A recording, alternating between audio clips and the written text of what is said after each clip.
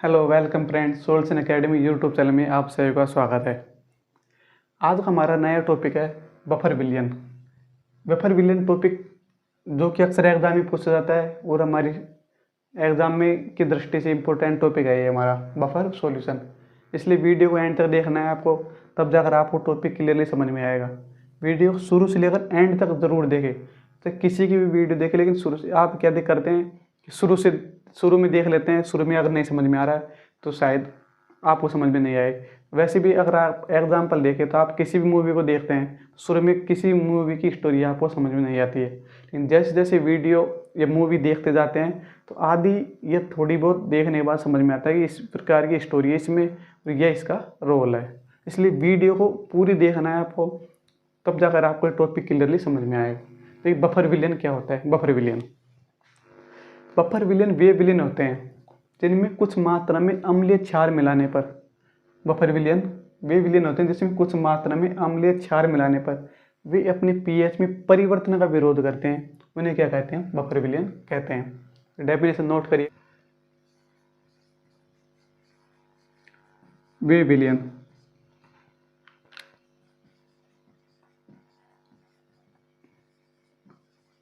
जिनमें कुछ मात्रा में अम्लीय क्षार मिलाने पर वे अपनी पीएच में परिवर्तन का विरोध करते हैं। क्या कहलाते हैं? बफर विलियन कहलाते हैं। वे विलियन जिनमें कुछ मात्रा में अम्लीय क्षार मिलाने पर वे अपने पीएच में परिवर्तन का विरोध करते हैं, अम्ल बफर विलियन कहलाते हैं। ये पीएच में परिवर्तन किस कारण करते हैं? सम आयन प्रभाव के कारण।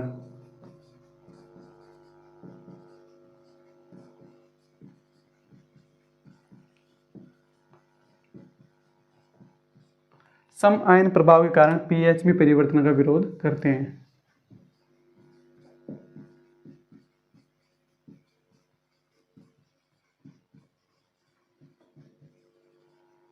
पीएच में परिवर्तन का विरोध करते हैं। देखिए, बफर विलियन की हो गई हमारी डेफिनेशन। बफर विलियन कितने प्रकार का होता है? बफर विलियन होता है दो प्रकार का।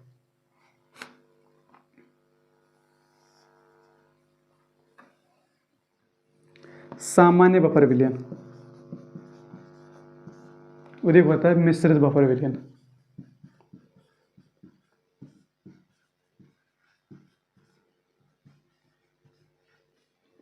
क्या है? सामान्य बफर विलियन और मिश्रित बफर विलियन। सामान्य बफर विलियन किसे कहते हैं? दुर्बल क्षार व दुर्बल अम्ल और दुर्बल क्षार से बने विलियन क्या कहलाता है?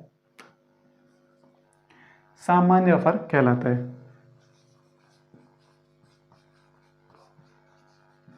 दुर्बल अम्ल तथा दुर्बल क्षार, ये होता है दो प्रकार का। अम्लीय बफर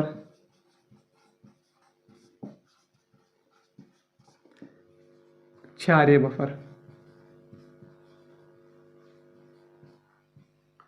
एक होता है नॉर्मल बफर जो दुर्बल अम्ल तो दुर्बल क्षार से बना होता है। एक होता है अम्लीय बफर जिसमें अम्ल की मात्रा अधिक होती है। एक होता है क्षारीय बफर। अब देखिए, दुर्बल अम्ल तथा दुर्बल क्षार। दुर्बल अम्ल का फॉर्मूला कौन सा है? CH3COOH plus. दुर्बल क्षार हो गया हमारा NH4OH। दुर्बल अम्ल होगा हमारा HCH HCN प्लस MgOH का और ट्वाइस। दुर्बल अम्ल दुर्बल क्षार, दुर्बल अम्ल दुर्बल क्षार।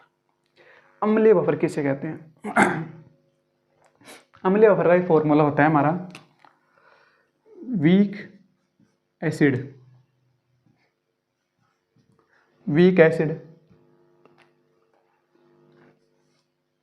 Plus weak acid dot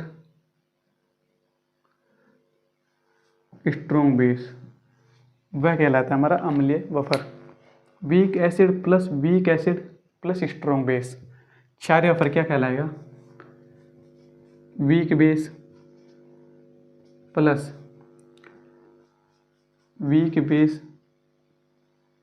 strong acid, ये कहलाएगा हमारा क्षारीय बफर। अब देखिए इसका मतलब जानते हो, वीक एसिड और स्ट्रॉन्ग बेस को जब मिलाएंगे, यानी दुर्बल अम्ल तथा प्रबल क्षार को मिलाएंगे तो लवण बनता है। इसलिए इसे पूरे को क्या कहते हैं हम? लवण। इस पूरे को क्या कहते हैं हम? लवण। अब देखिए पहले तो आपको क्या आना चाहिए कि स्ट्रॉन्ग दुर्बल अम्ल कौन होते हैं, दुर्बल क्षार कौन होते हैं।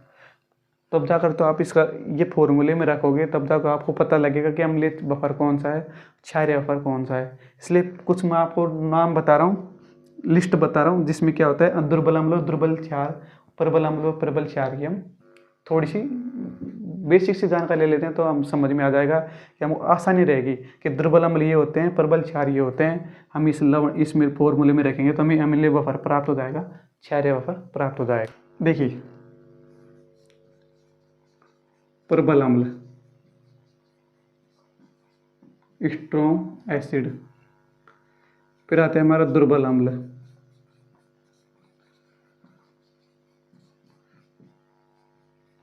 वीक एसिड, प्रबल क्षार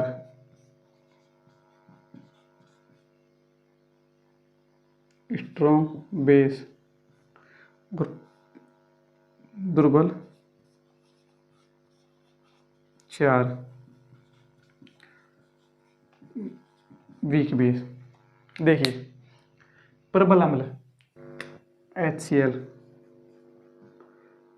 ये देखिए ये हमारा प्रबल अम्ल, दुर्बल अम्ल, प्रबल क्षार, दुर्बल क्षार।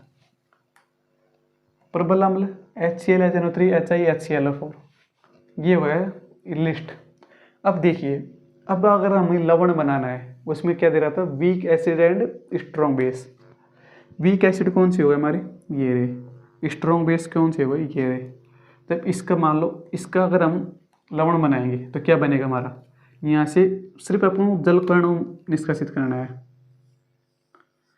NaCN। ये प्रकार का क्या बन गया हमारा?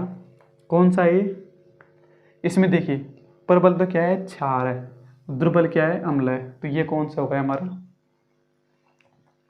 बफर विलयन, क्षारीय बफर विलयन। इस प्रकार सिर्फ अगर हमें कोई सा भी कंपाउंड दे रखा है, मान लीजिए प्रबल अम्ल और दुर्बल क्षार का ले लेते हैं, कौन सा? HCl NH4OH, तो क्या यहाँ से जलकण निष्कासित हो जाएगा और क्या बचेगा हमारा? NH4Cl। NH4Cl किसका एग्जाम्पल हो गया हमारा? वीक अपना अम्लीय बफर का। अब देखिए इनसे हम क्या निकालते हैं? देखिए अम्लीय बफर, क्षारीय बफर। अम्लीय बफर कौन से हैं? Weak acid plus weak acid dot कौन सा है? Strong base. Weak base plus weak base strong acid. अब इसके अनुसार रखते जाएंगे हम। वीक एसिड, देखिए वीक एसिड कौन सा है? एग्जाम्पल CH3COOH, सही है, प्लस वीक एसिड का फॉर्मूला वापस CH3COOH। ये है हमारा लवण, इसके क्या लेना है? हमें लवण लेना है। तो weak acid CH3COOH dot strong base कौन सा है हमारा? NaOH। कोई सा भी ले सकते हैं। यहाँ से क्या निकलेगा? जलकण निष्कासित हो जाएगा हमारा।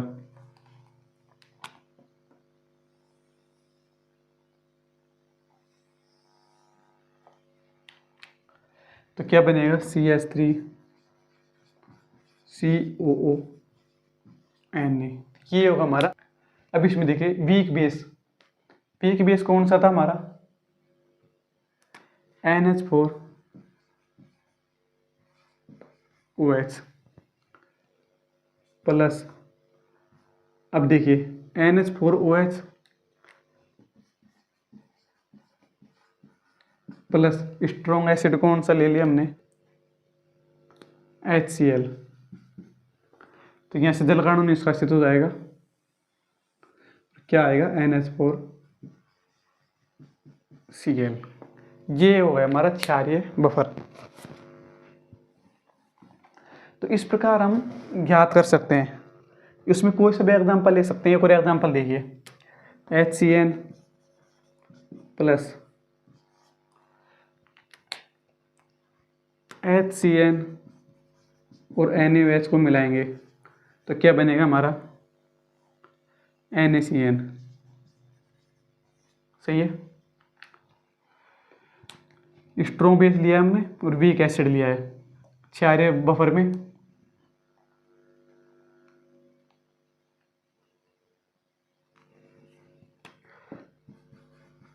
MgOH को ट्वाइस वीक बेस प्लस, देखिए MgOH को ट्वाइस,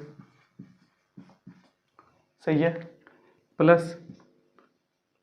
अब इसमें कौन सा मिलाएंगे हम, हमने H2SO4 मिला दिया। तो यहाँ से ये OH दो जल के अणु निष्कासित हो जाएंगे और क्या बचेगा हमारा MgSO4। तो ये हो गया हमारा अम्लीय बफर और क्षारीय बफर। आशा करता हूँ दोस्तों आपको एग्जाम्पल सही समझ में आया होगा।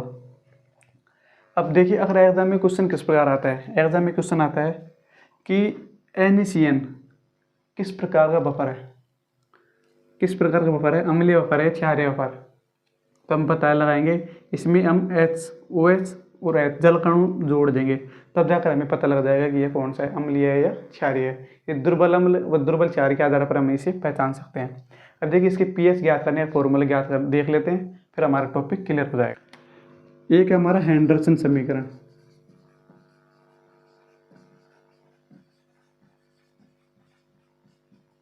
दोबारा इनकी pH ज्ञात की जाती है।